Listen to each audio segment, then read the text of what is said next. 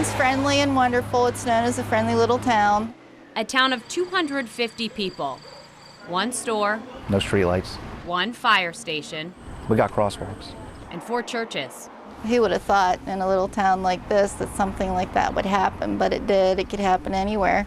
Like the other 249 people in Shanksville, Pennsylvania, Rick King knows that just a mile down the road, the final resting place of Flight 93, of those 40 American heroes, put this little town in the same sentence with New York City, Washington, D.C., and terrorism.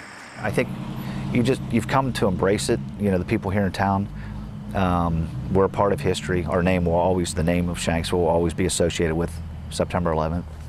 So it was a little bit difficult at first, you know, dealing with all of that. You know, there were only a few people in town that felt comfortable talking to the media. I mean, I didn't at first. New York City has media handlers, so does the Pentagon. But Shanksville, it fell on the shoulders of regular, everyday people. We felt it was our duty to tell the story, you know, especially once we found out what happened on that plane, you know, what the passengers did. And then we sort of took an honor, I think, in telling that story, you know.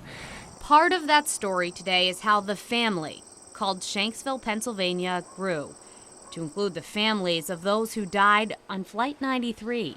In the beginning, I think they helped us through our ordeal here, but I think more so we helped them, you know, through what they were going through their grief.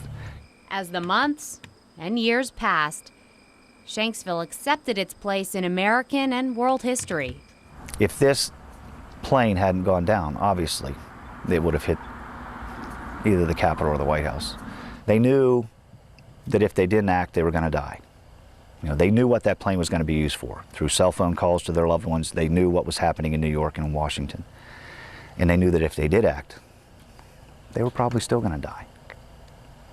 And we know what they did. That's pretty special.